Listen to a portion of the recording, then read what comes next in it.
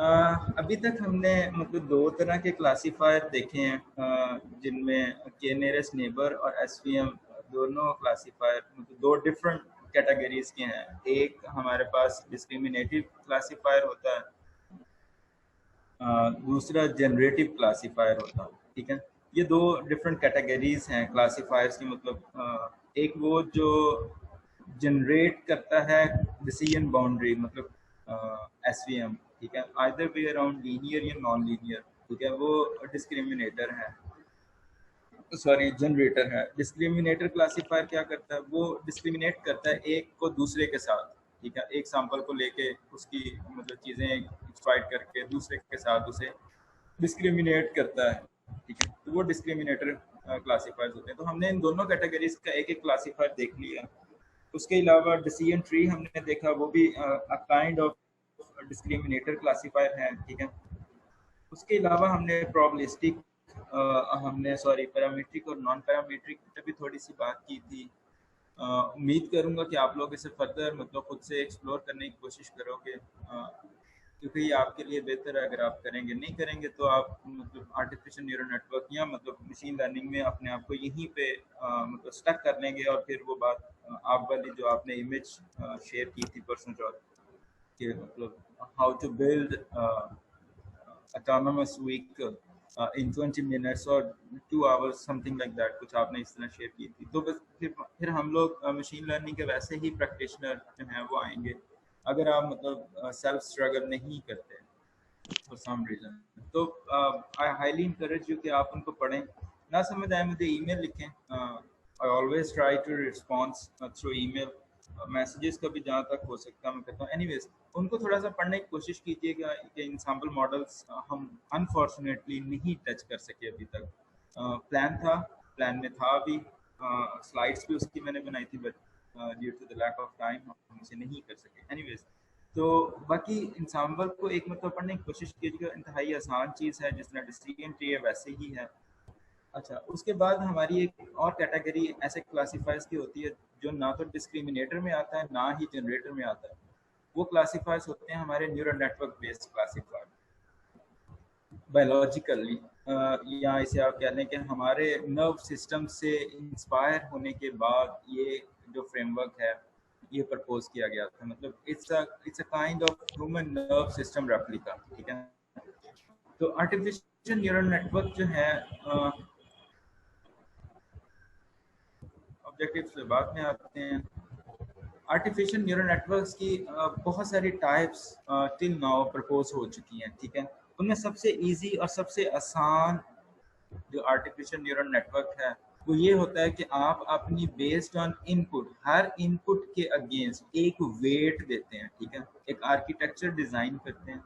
जितने number of features आपके हैं या जितने नंबर ऑफ ऑब्जेक्ट्स आपके हैं या जितने नंबर ऑफ सैंपल्स आप पास करना चाह रहे हो, उनकी बेस पे आप उतने ही नंबर ऑफ वेट्स जनरेट करवाते हो। ठीक है, उन वेट्स को फिर फर्दर आप अपडेट करते हो। ठीक है, अपडेट करने का मैकेनिज्म जो है उन वेट्स को, ये उन दो पिछले एसवीएम से या डिसीजन ट्री से डिफर करता है। ठीक है, इसमें वेट्स दो तरह से अपडेट होते हैं, एक बैक प्रोपोगेशन बेस्ड, एक फीड फॉरवर्ड बेस्ड। ठीक है, तो हम इनमें वेट्स को रिकर्सिवली अपडेट करवाते हैं। ठीक है, इसमें तो ऑप्टिमाइजेशन है, लेकिन उस लेवल की जिस लेवल की एसवीएम में ऑप्टिमाइजेशन की बात होती है उस लेवल की इसमें ऑप्टिमाइजेशन इन्वॉल्व नहीं होती। लेकिन इसमें बैक प्रोपोगेशन जो है वो बैकबोन का काम करती है आपकी। ठीक है, अच्छा, तो स्ट्रेट हम मतलब वेट्स असाइन करते हैं कुछ रैंडमली।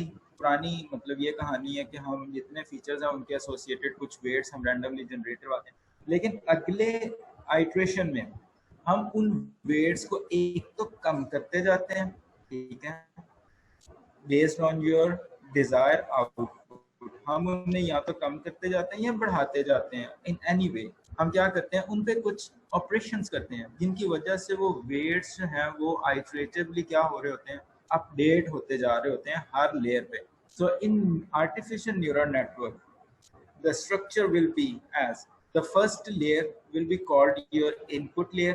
ठीक है, second layer will be the first hidden layer. ठीक है, which are going to be randomly generated weights. Third layer will be the second hidden layer here, then the output, ठीक है।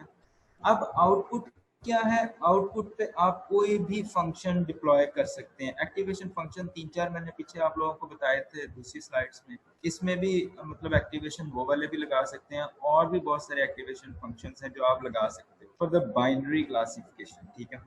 अच्छा, आर्टिफिशियल न्यूरल नेटवर्क की ये तो एक मतलब बड़ी सिंपल सी थियरी है कि इसकी फर्स्ट लेयर जो भी होगी आपकी, ठीक है, वो आपकी इनपुट होगी, और इनपुट पे हर लेयर पे, इनपुट के हर नोड पे, ठीक है, क्या होगा, आपका एक इनपुट ऑब्जेक्ट होगा या आपका फीचर होगा, ठीक है। अच्छा, इसी तरह अगली लेयर जो है वो क्या होगी, वो आपकी फर्स्ट हिडन लेयर कहलाएगी, और उस पे जो वेट्स होंगे वो रैंडमली जनरेट किए होंगे। उससे आगे आप जितनी भी लेयर्स ऐड करते जा रहे हैं, चाहे उससे बड़ी हैं, चाहे उस पिछले वाली लेयर से छोटी हैं, या उसके बराबर हैं, ठीक है। ये डिफरेंट टाइप्स हैं, इनके नाम बाद में आपको बताऊंगा कि अगर आप सेकंड हिडन लेयर के न्यूरॉन्स को या उसके नंबर्स को छोटा करते हैं तो कौन सा मॉडल बनता है, बड़ा करते हैं तो कौन सा मॉडल बनता है, इक्वल रखते हैं तो कौन सा मॉडल बनता है, ठीक है। That is a later on discussion. अच्छा, सेकंड हिडन लेयर जो है हमारी, उस पे हम कुछ ऑपरेशंस करते हैं पिछली इनपुट को कंसीडर करते हुए, ठीक है, और फिर हम डिसाइड करते हैं कि किस वेट को कितना अपडेट करना है, ठीक है। वो सेकंड लेयर आ जाती है। उसके बाद अगर आपने थर्ड लेयर इंट्रोड्यूस करवाई है तो उस पर भी इसी तरह होता है कि हम उसकी राइट आफ्टर प्रीवियस जो हमारी लेयर होती है उसके क्रॉसपॉन्ड हम उसे अपडेट कर रहे होते हैं। इसी तरह आप सो ऑन चलते जा रहे होते हैं, deeper deeper deeper and deeper, ठीक है। अब आर्टिफिशियल न्यूरल नेटवर्क को आम जुबान में अगर आप इस पिक्टोरियल रिप्रेजेंटेशन में देखें तो आपको अगर ग्राफ्स का थोड़ा सा भी कॉन्सेप्ट है तो आपको नजर आएगा कि ये आपका डायरेक्टेड ग्राफ बनता है, ठीक है। जो स्ट्रेट आपका फीड फॉरवर्ड न्यूरल नेटवर्क होता है, या आपका आर्टिफिशियल न्यूरल नेटवर्क है, या आपका परसेप्ट्रॉन एल्गोरिथम है, वो क्या होता है, डायरेक्टेड ग्राफ रिप्रेजेंट कर रहा होता है, ठीक है। अच्छा, इसकी थियरी ये साइड पे भी लिखी है, या पढ़ लीजिएगा, ठीक है। अब जैसे जैसे आप आगे बढ़ते जा रहे हैं, अल्टीमेटली हमें क्या चाहिए, हमें चाहिए output, the desire output for each input, ऐसा ही है, ठीक है। तो उसके लिए हम क्या करते हैं कि हम कोई भी, ठीक है, सबसे सिंपल आर्किटेक्चर हम मतलब आर्टिफिशियल न्यूरल नेटवर्क उठाते हैं, ठीक है। उसमें क्या है, x1 x2 x3 so on 1 जो है ये बायस ऐड की है हमने, ठीक है, इस पे बाद में बात करेंगे। अच्छा, अब हमने क्या किया, हमने वेट्स असाइन किए, ठीक है। वेट्स असाइन करने के बाद हमने वेटेड सम लिया उन वेट्स का, ठीक है, क्योंकि हम सिंगल हिडन लेयर पे बात कर रहे हैं। इसमें आप जितनी जितनी लेयर्स आगे ऐड करते जाएंगे, it's up to you, weights उसी तरह आपके अपडेट होते जाएंगे, ठीक है। अब वेटेड सम लिया, वेटेड सम लेने के बाद हमने स्टेप फंक्शन लगा दिया 0-1 बाइनरी। स्टेप फंक्शन का आपको पता है, यहाँ वो सिर्फ दो किस्म की आउटपुट आपको देता है, या तो 0 या 1, ठीक है, तीसरी कोई उसमें ऑप्शन नहीं होती।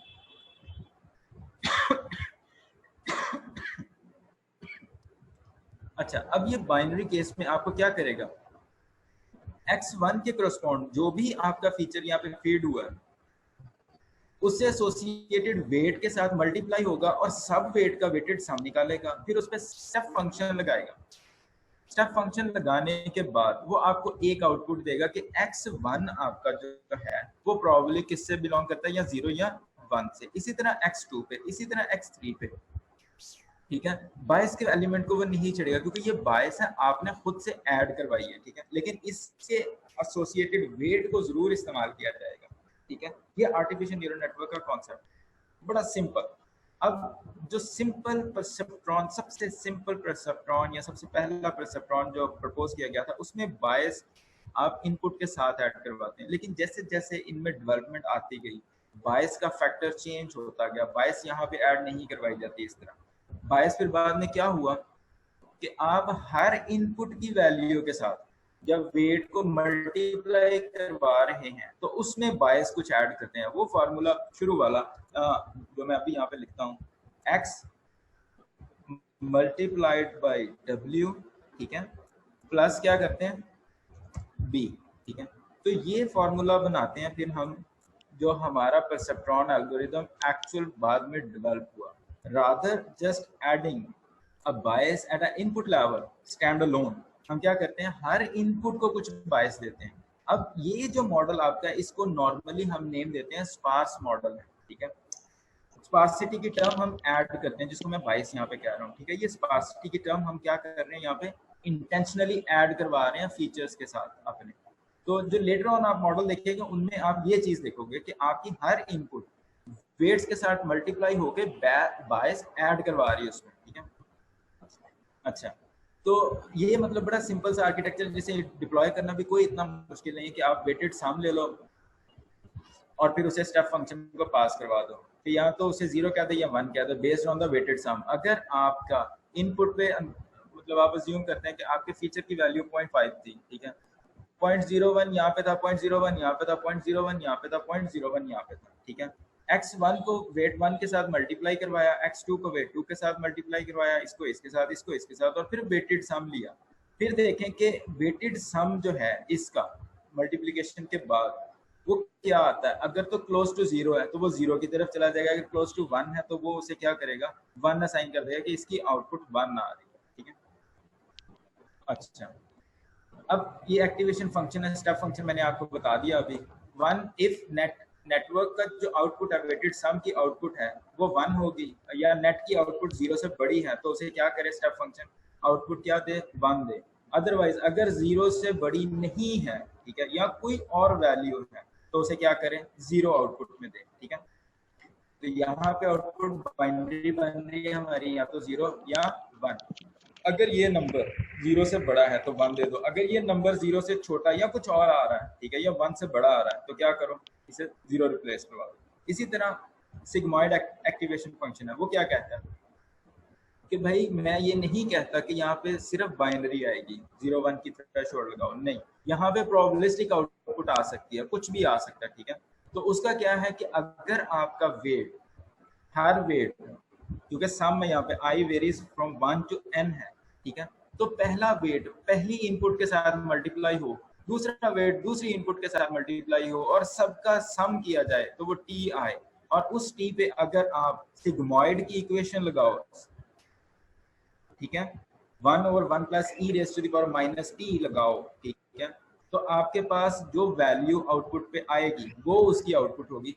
तो पहले हमने देखा कि binary decision, exact binary decision आ रहा था, अब हमारे पास क्या आ रहा है, 0-1 की फॉर्म में नहीं आ रहा, अब हमें बाउंडेड इंटरवल 0-1 की फॉर्म में आ रहा है, यानी कि प्रोबेबिलिस्टिक आउटपुट देगा आपको सिग्मॉइड फंक्शन आउटपुट पे, ठीक है।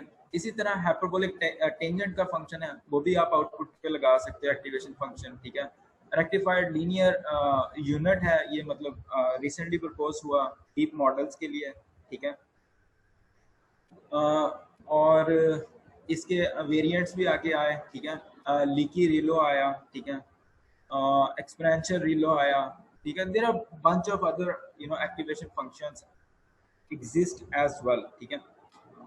अब इन सब को आप मतलब कोशिश करें कि एक सिंपल सा आर्किटेक्चर, जैसे यहाँ पे मैंने शो करवाया, एक सिंपल सा आर्किटेक्चर खुद से इम्प्लीमेंट करें, मतलब कोई एक छोटा सा वेक्टर लिखें, मैट्रिक्स छोटा सा बनाएं, x1 x2 x3 and x4 features के बनाएं, उनके साथ कोई रैंडम वेट्स असाइन करें, ठीक है, फिर उनका वेटेड सम लें, फिर उसको स्टेप फंक्शन पे डिप्लॉय करके देखें आउटपुट क्या आती है, ठीक है, हर फीचर के अगेंस्ट।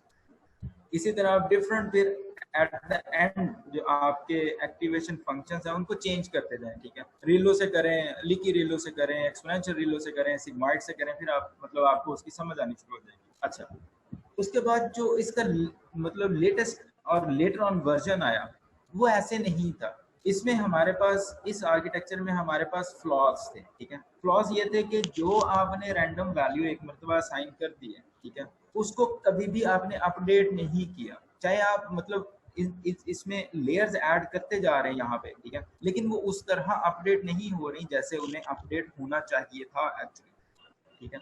तो इन जो फ्लॉज थे इनको ओवरकम करने के लिए सबसे पहले जो मॉडल इंट्रोड्यूस करवाया गया वो क्या क्या करवाया गया, feed forward neural network architecture. उसमें हम क्या करते हैं, feed forward neural network with 3 input nodes हम यहाँ पे मतलब एक देख रहे हैं। उसमें क्या है कि आपकी लेयर 0 है, इनपुट है, ठीक है, लेयर फर्स्ट हिडन लेयर है, सेकंड हिडन लेयर है, और फिर आपकी आउटपुट लेयर, ठीक है। टोटल आपको 4 लेयर्स नजर आ रही है, ठीक है, जिसके इनपुट पे 3 नोड्स हैं, hidden layer with 2 nodes second hidden layer with 3 nodes, a final output layer with 2 nodes. 2 nodes आपको फाइनल आउटपुट में बता रहे हैं कि आपका अभी भी मॉडल जो है वो बाइनरी ही है, ठीक है, हमेशा ये बात याद रखिए।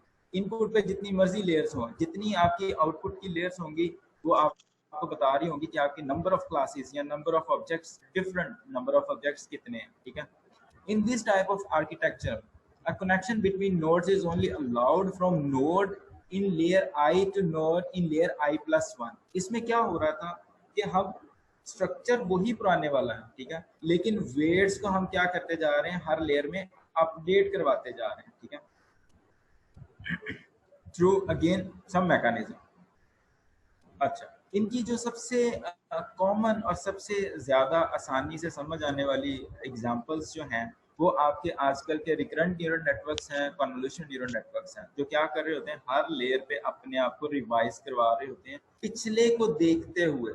वो आपकी इनपुट को देखता है, फिर आपकी फर्स्ट हिडन लेयर को देखता है, फिर सेकंड हिडन लेयर को अपडेट करता है उसकी बेस पे, उस इंफॉर्मेशन की बेस पे। मतलब ये मेमोरी बेस्ड आपके आर्किटेक्चर्स कह सकते हैं कि ये आर्किटेक्चर्स मेमोरी बेस्ड हैं, जो आपकी पिछली सारी इंफॉर्मेशन को कैप्चर करते हैं, जो रखते हैं, उन सारी इंफॉर्मेशन को होल्ड करवाते हैं, ठीक है।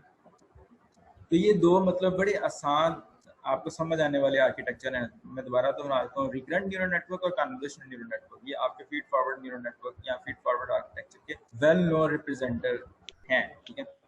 अच्छा,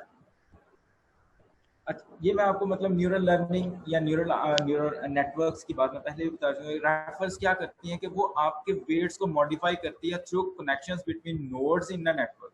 नोड्स की हम बात कर चुके हैं कि ये आपके नोड्स हैं, ठीक है, इनपुट पे 3 नोड्स हैं, फर्स्ट हिडन लेयर में 2 नोड्स हैं, सेकंड हिडन लेयर में 3 नोड्स हैं, आउटपुट लेयर पे कितने हैं, 2 नोड्स हैं, ठीक है। तो जो नोड्स की इंफॉर्मेशन है या कनेक्शंस हैं उनके, उनको उनकी बेस पे वो वेट्स को अपडेट करता है, मॉडिफाई करता है कि जो पहले थे उनकी बेस पे भाई अगर मैं चलूंगा तो मेरा जो डिसीजन है वो प्रॉब्ली गलत आएगा, so I need to update this particular weight at this layer, ठीक है। अच्छा, अब न्यूरल नेटवर्क इस्तेमाल किस लिए होते हैं? ये हर काम के लिए इस्तेमाल होते हैं, जितने भी अब तक हमने पढ़े हैं। अब तक हमने पढ़ा सुपरवाइज लर्निंग। अच्छा भाई, सुपरवाइज लर्निंग में क्या था, हमारे पास सारा डेटा है, सारे डेटे की क्लास इंफॉर्मेशन एग्जिस्ट करती है। अगर ऐसा केस है तो भी न्यूरल नेटवर्क इस्तेमाल किया जा सकता है। अच्छा, दूसरा केस हमारे पास क्या है, अनसुपरवाइज्ड, कि भाई हमारे पास डेटा तो है, हमारे पास सिरे से इंफॉर्मेशन ही एग्जिस्ट नहीं करती उसकी, कि उसके क्लास लेवल एग्जिस्ट ही नहीं करते। So unsupervised problem can also be handled by the artificial neural network और परसेप्ट्रॉन एल्गोरिथम। अब तीसरा केस जो है इन बिटवीन दीज टू, कि हमारे पास पार्शियल इंफॉर्मेशन एग्जिस्ट करती है, पार्शियली हमें नहीं पता। Artificial neural network can also be used for the same case. अब देखिए डिफरेंस यहाँ पे सबसे पहला क्या आया कि हमारे जो प्रीवियस डिस्क्रिमिनेटिव और जनरेटिव क्लासिफायर्स थे वो क्या करते थे, वो पहले दो केस मतलब पहले और तीसरे केस पे काम कर सकते थे। केएनएन तो सिर्फ सुपरवाइज के लिए करता है, सेमी सुपरवाइज के लिए भी काम सही नहीं करता, लेकिन हम अज्यूम करते हैं कि वो करता है। एसवीएम अगेन ये भी दो दो कंडीशंस पे काम करता है, या तो आपके पास फुल इंफॉर्मेशन होनी चाहिए या पार्शियल इंफॉर्मेशन होनी चाहिए, भाई मैं काम करूंगा वरना मैं नहीं करता, अनसुपरवाइज नहीं काम। बट आर्टिफिशियल न्यूरल नेटवर्क या आपके न्यूरल नेटवर्क्स की मतलब एक क्वालिटी ये भी है कि ये आपके अनसुपरवाइज प्रॉब्लम्स को भी हैंडल कर रहा होता है। अच्छा, कॉमन एप्लीकेशंस हैं क्लासिफिकेशन, क्योंकि सुपरवाइज्ड और सेमी सुपरवाइज्ड और अनसुपरवाइज्ड को लेकर चलता है। रिग्रेशन, तो regression can also be done through artificial neural networks. Clustering, क्योंकि अनसुपरवाइज्ड की बात हो रही है तो क्लस्टरिंग भी कर सकते हैं। Pattern association, pattern recognition, object identification, object recognition, et cetera et cetera et cetera. There are bunch of applications that can deal with artificial neural networks, ठीक है।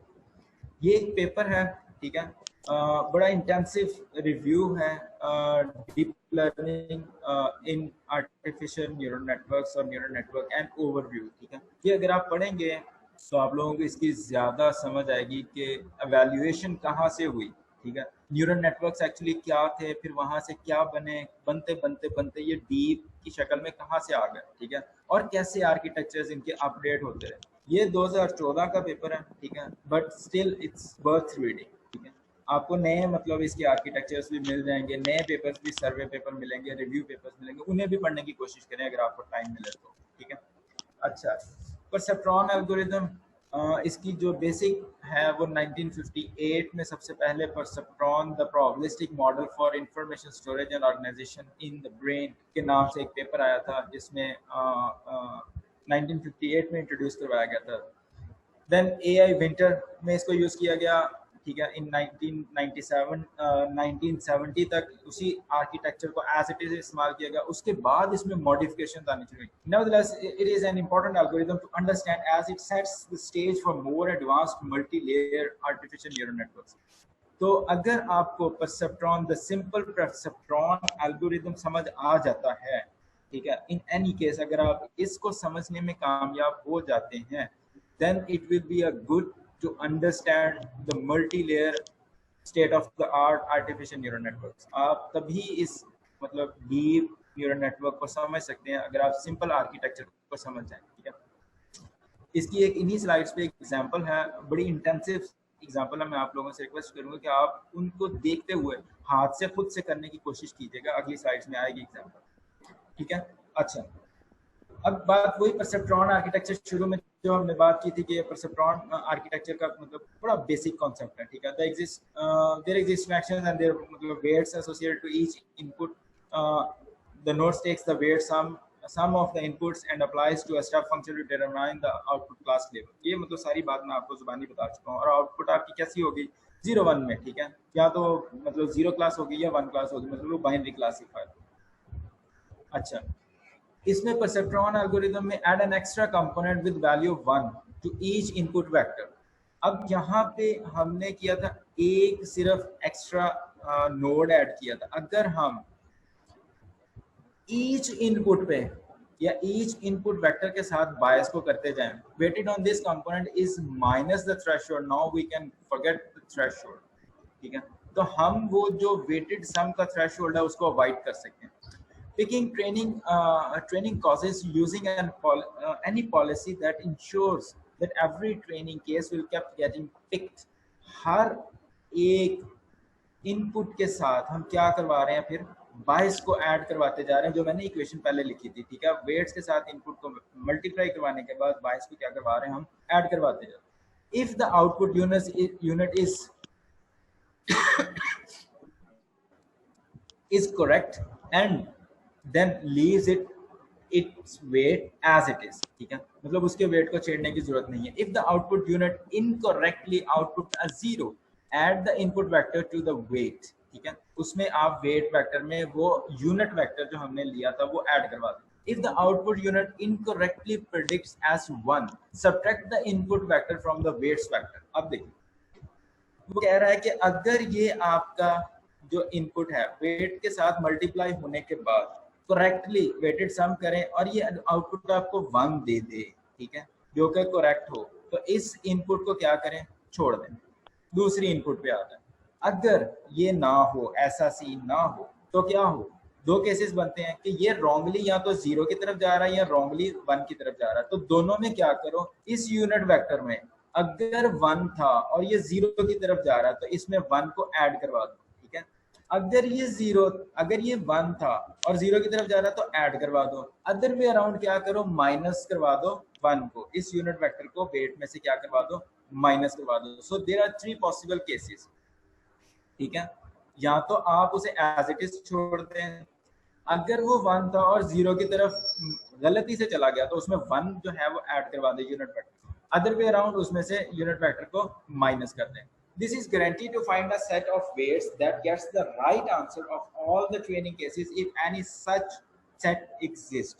अगर आपका ये मतलब फ्रेमवर्क जो अभी 3 कंडीशंस हमने की हैं तो ये आ जाएं, तो दैट मीन्स आपका जो परसेप्ट्रॉन का basic algorithm for binary classifier है with step function and weighted sum वो परफेक्टली काम कर रहा है, ठीक है। फॉर्मल ट्रेनिंग जो इसका सूडो एल्गोरिदम है या सूडो कोड है वो गिवन है, ये मतलब मेरा नहीं है, ये एक पेपर से है, ठीक है। Elements of artificial neural network Cambridge MIT press में 1997 में ये प्रपोज किया गया था, ठीक है, इसको आप देख लीजिएगा।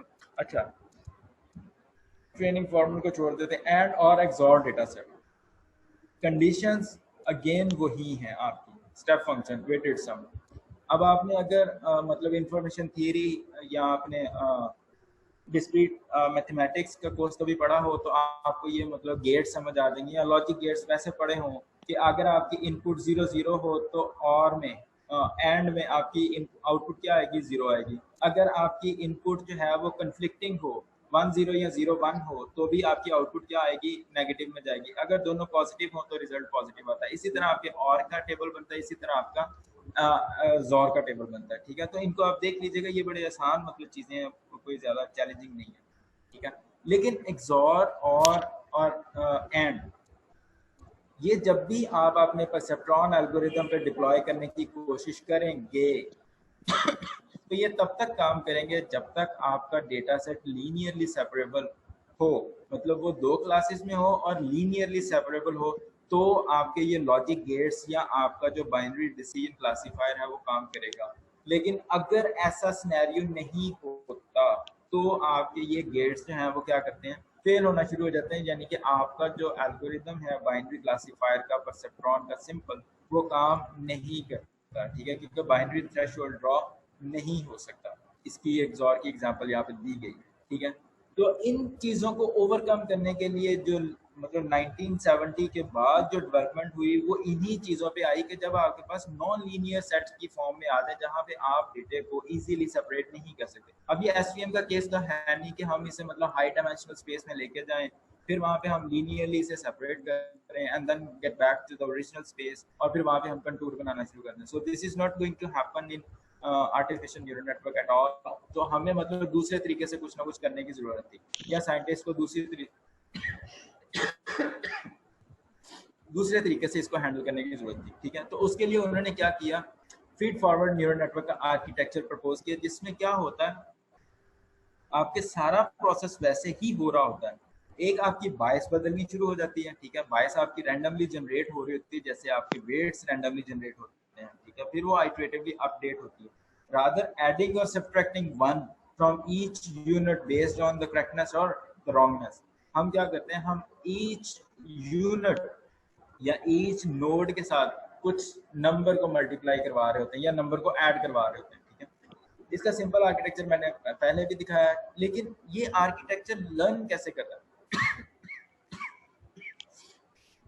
ठीक है, तो ये आर्किटेक्चर आपका काम करता है बैक प्रोपोगेशन की बेस पर। क्या होता है कि आपके इनपुट आई, ठीक है, ये आपकी इनपुट नोड है, आपकी फर्स्ट हिडन लेयर पे यहाँ पे बायस ऐड हो रही है आपकी हर नोड पे। ठीक है, और हर नोड के साथ कनेक्टेड है। ठीक है, सिंपल आर्किटेक्चर में नोड सिर्फ एक वेट के साथ एसोसिएटेड था, लेकिन फीड फॉरवर्ड न्यूरल नेटवर्क में क्या होता है कि हर इनपुट नोड जो है वो आपके नेक्स्ट लेयर के नोड के साथ कनेक्टेड होता है, हर नोड के साथ, हर नोड के साथ कनेक्ट होता है। ठीक है, और डायरेक्टेड होता है।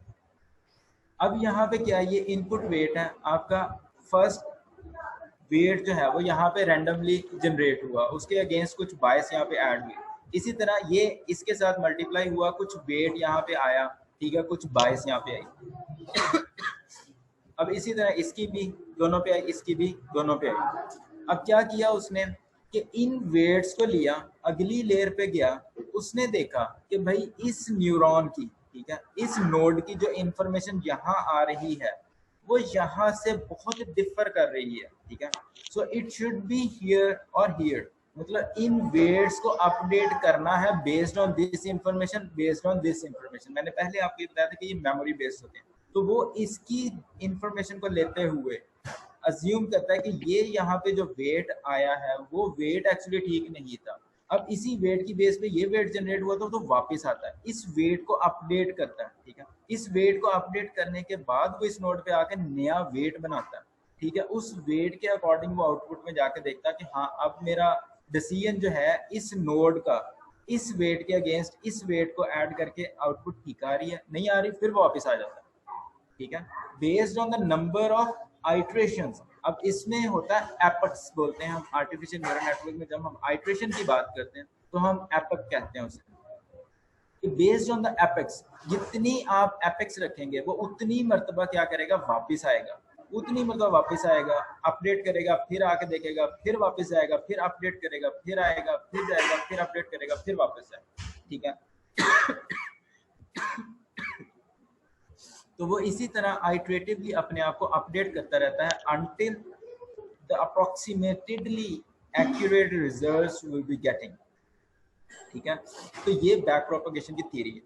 ये इसकी एक एग्जांपल है। ठीक है, a fully connected artificial neural network. हम अज्यूम करते हैं कि हमारी कोई दो इनपुट है। ठीक है, हर वेट के या हर न्यूरॉन के या हर नोड के अगेंस्ट मल्टीप्लिकेशन हो रही थी। ठीक है, ये आपके वेट्स मल्टीप्लाई हो रहे हैं, यहाँ पे बायस ऐड हो रही है। ठीक है, फिलहाल यहाँ पे नहीं बात, चलो बहरहाल आप कर सकते हैं, सॉरी ये मेंशन है। ठीक है, बायस दोनों नोड्स पे आ रही है, दोनों लेयर्स पे। ठीक है, तो फर्स्ट हिडन लेयर पे अगर आपके दो न्यूरॉन हो तो उनके अगेंस्ट कितने वेट्स बनेंगे? 4 वेट्स बनेंगे। उसके अगेंस्ट अगर सेकंड लेयर पे 2 वेट्स हों तो फिर भी 4 वेट्स आएंगे। अब मतलब ये है कि आपके पास दो फीचर्स थे इनपुट पे, आपने दो हिडन लेयर्स जनरेट की, उन दो फीचर्स के क्रॉसमाउंट दो न्यूरॉन्स रख के उनके टोटल वेट्स कितने बने? 8 वेट्स। अब आपको ये 8 के 8 वेट्स अपडेट करवाने हैं। ठीक है, आप आइट्रेटिवली क्या करते हो? अपडेट करवाते जा रहे हो। अच्छा, इस केस में है कि आपकी इनपुट लेयर है। ठीक है, आपकी हिडन लेयर है, आपके आउटपुट आ रही है। अब ये वेट्स भी अपडेट होने हैं, ये वेट्स भी अपडेट होने हैं। आपके 8 वेट्स आइट्रेटिवली अपडेट होते जाने हैं। ठीक है, 3 न्यूरॉन्स हिडन लेयर 3। अच्छा ठीक है, चले बहरहाल इस बाद में। अब ये मैंने रैंडमली कुछ वैल्यूज असाइन की इसको। ठीक है, हर वेट को इनपुट पे कुछ मतलब मैंने वैल्यूज दे दी, 0.05 है, 0.10 है। ठीक है, उसके एसोसिएटेड कुछ वेट्स हैं, उसके एसोसिएटेड कुछ आगे वेट्स आए, कुछ बायस जनरेट। अब इसकी आउटपुट आ गई आपके पास सिग्मॉइड के थ्रू के इसके चांसेस आने के 0.01 है कि I1 के थ्रू अगर आप आएंगे। ठीक है, फॉर एनी केस आपके क्या चांसेस हैं? 0.01। I2 के अगेंस्ट आएंगे तो आपके 0.99% चांसेस। ठीक है, कि ये क्लास एग्जिस्ट है। अब इन सारी वैल्यूज को आइट्रेटिवली, ये एग्जांपल्स आगे पूरी सॉल्व है। ठीक है, ये आइट्रेटिवली अपडेट करती जा रही है। W1 ith 1। ठीक है, W2 ith 2 plus B1 multiplied by 1। ठीक है, multiplied by 1 won't effect anything. ठीक है, अब ये नेटवर्क H1 पे है। ठीक है, ये H1 का नेटवर्क जो है उसको इस इक्वेशन के तहत हम, अच्छा तो इसी तरह आप इसके वेट को आप इस नोड को अपडेट करेंगे। ठीक है, उस पे आप जो भी एक्टिवेशन फंक्शन आपने लगाना है, ठीक है, वो एक्टिवेशन फंक्शन आप डिप्लॉय करेंगे। यहाँ पे सिग्मॉइड एक्टिवेशन फंक्शन डिप्लॉयड है। ठीक है, तो ये आपके पास उसकी वैल्यू आती है। इन वैल्यूज को फिर हम आइट्रेटिवली अपडेट करते जाते हैं। ठीक है, इस एग्जाम्पल को एटलीस्ट एक मरतबा जरूर करके देखिएगा हाथ से। हर चीज गिवन है, लेकिन अपने मतलब तरीके से इसे जरूर करने की कोशिश कीजिएगा। I highly encourage you. तो आपको मतलब फीड फॉरवर्ड पास में या फीड फॉरवर्ड न्यूरल नेटवर्क में बैक प्रोपगेशन कैसे अपने आप को अपडेट कर रही होती है, ये आपको समझ आएगी। ठीक है, ये सारी एग्जांपल सॉल्व है। ठीक है, बैकवर्ड पास कैसे चल रहा होता है उसका, ये सारी मतलब उसकी पूरी कंप्लीट एग्जांपल गिवन है कि हर हर वेट की इक्वेशन गिवन है, हर हर वेट की वैल्यूज बताई गई है कि ऐसे उसको मतलब आपने अपडेट करना है। ठीक है, बैकवर्ड पास में जाके कैसे करना है, फॉरवर्ड पास में जाके कैसे करना है, इस नोड को इस वैल्यू कैसे आई है, कहाँ से आई है। ठीक है, तो एक मरतबा आई काइंडली रिक्वेस्ट यू कि एक मरतबा एटलीस्ट इसे पेपर पेन पे इस पूरी मतलब थ्योरी को, पूरी बैक प्रोपगेशन की जो थ्योरी है, इसको एक मतलब जरूर डिप्लॉय करके देखिएगा। आपको मतलब उम्मीद है कि आपको अच्छा अफाका होगा इससे।